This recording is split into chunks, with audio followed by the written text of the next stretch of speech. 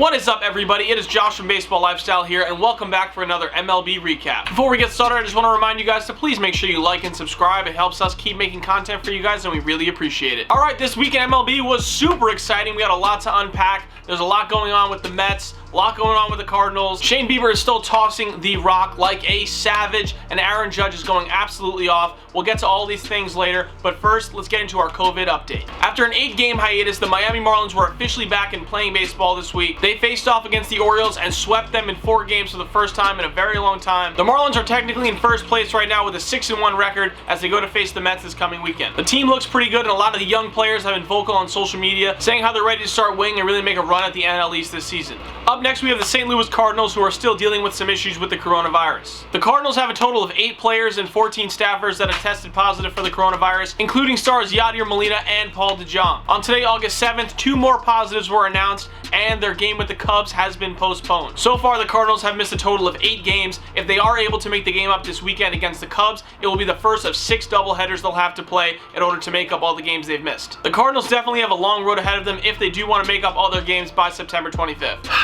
Alright, Mets fans, you're up. So do you want the good news first or the bad news first? Let's start with good news. Pete Alonso might be the nicest guy in baseball. MLB has mic'd up Pete Alonso for a segment called On First with Pete Alonso for this entire season. The first episode was just released on YouTube, and it was amazing. Take a look. What's up, guys? How we doing? Oh, the apple is up. The apple is raised. Did you even break out new shoes today? What, do you not like them? I wore these once. Oh my. Come on, Jake, that boy! Freddie Freeman, he had a severe case of the coronavirus, but he's made a terrific recovery. Hi, Pete. How are you? Doing good, man. Have a great year. Thank you, you too. Glad that you're... I appreciate it. Got me good. I'm a little skinnier because of it, but we're all right. Is that a good thing? I don't know. We'll find out. 5 triples this year from you? 60 games? Yeah. I don't even get that at 162. It's 2020, you never know. That's a good point. Hot shot to first. Pete Alonso goes down to make the catch on one knee. Holy f***.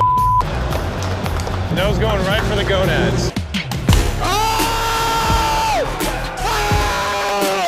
Yoenis Cespedes! I don't think he got all of it. So Pete Alonso has his first hit of the season, and that loads the bases with nobody out. What you needed right there, kid. That's what you need. Yeah. Thanks, Freddie. Just trying to be like you. I don't hit a ball 110 miles an hour. Pete Alonso just seems like a great guy, someone you want to just go have a beer with, go hang out, play some can jam. I don't know, just chill. I love this mic'd up segment. I'm really excited to see how it plays out through the rest of the season. It's gonna be awesome to watch. All right, Mets fans, now it's time for the bad news. Now let me preface this by I am a Mets fan. I love the Mets, and when I watch this whole little scenario that I'm about to tell you about unfold, I was shocked. I was genuinely just completely confused. Absolutely no idea how this is even possible. And yet here we are.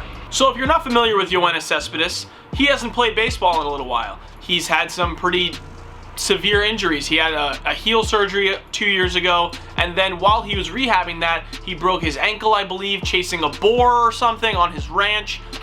Bizarre. And he finally came back to the Mets this season. He hit a couple home runs. He was starting to kind of get it in rhythm. And then he disappeared. So Yoenis Cespedes did not show up for Sunday's game, and the Mets were concerned. So they sent some security to his hotel room to investigate. And you know what they found? Nothing. Yoenis Cespedes had decided it was time to just leave, not tell anybody, and then have his agent contact Brodie Van Wagenen, the GM of the Mets, and tell him, hey man, I'm opting out of the season.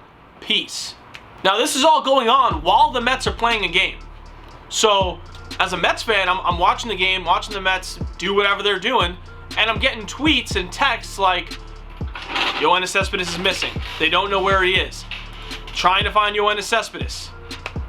Just a roller coaster of emotions. And the icing on the cake to this whole thing was I was on Instagram and I saw a picture on Starting 9 of Yoenis Cespedes at a mall taking a picture with some fans.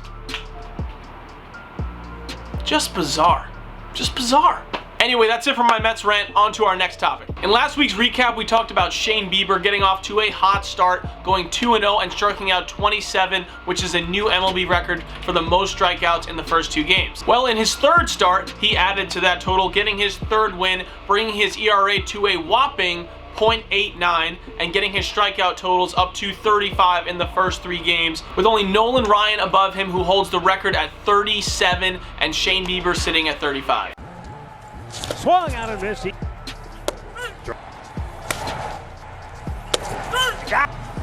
Wow, that's why you don't want. Cleveland's still struggling a little bit offensively right now, but Shane Bieber is definitely a bright spot for them this season. Well, guys, there's officially an heir to the throne. Mike Trout is officially a dad this week. His son was born on Thursday. His name is Beckham Aaron Trout. Coincidence? I think not. Beckham Trout is obviously going to be a star in the MLB. He will be part of the 2038 draft class, so make sure you're ready for that. Baseball Reference already has a page ready for him for when he starts shooting through the ranks and becomes an MLB All-Star. I look forward to watching him tear up the league in 2040, 2041. Alright guys, now it's time for a quick injury update. Unfortunately for the Atlanta Braves, their young rising star, Mike Soroka, is out for the season with a torn Achilles. He injured it during his start against the New York Mets, and he's officially out for the 2020 season. Even as an opposing fan, you really hate to see this. He had so much promise, amazing stuff, and his season got cut short. It is just absolutely terrible. Hopefully he comes back at 100% next season. Staying with the Braves, their stud second baseman Ozzy Albies has a wrist injury that will sideline him as well. The Braves are riddled with injuries right now, including star pitcher Cole Hamels. They're really just going to have to piece the next few weeks together until they can get some of their stars back in the lineup. Last week we discussed Shohei Ohtani's first start and how he wasn't looking so good, had to be pulled from the game with some elbow issues, and it turns out that he does have another elbow injury. He was diagnosed with a flexor pronator strain that is going to limit him to not pitching for the rest of 2020. However, he has been cleared to hit, and his first game back, he hit an opposite field home run to help the Angels win the game.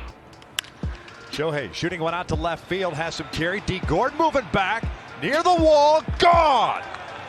Big fly, Ohtani-san!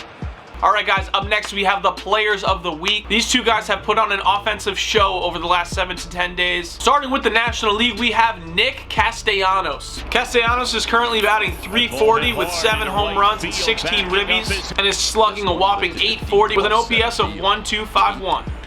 And this ball is in the air to left center field, hit a long way, and that baby is gone. A home run by Castellanos. He just missed one his first time up, and he's able to hook that thing to the deepest part of left center to get the Reds on the board. And for the American League Player of the Week, we have the man, the myth, the legend, Aaron Judge. Over the last week, Aaron Judge batted .277 with 7 home runs and 13 RBIs, which puts him atop the leaderboard for the American League in home runs so far this season. Judge, fly ball to deep left. Way back in front of the wall. This one's gone. And that one's drilled to left field. There it goes. See ya. Here it is. Adios, amigo. Into the left field bullpen. And you can't be any hotter right now than Aaron Judge. He's guilty of putting the Yankees in the lead 1-0. Oh, what a shot from Aaron Judge. Alright guys, that's it for this week's MLB recap. I really appreciate you guys watching. If you could, please make sure you like and subscribe. We really appreciate it. It helps us keep making great content for you guys. And be ready for next week. We got some new stuff coming, so be ready for that. See you guys next week. Peace!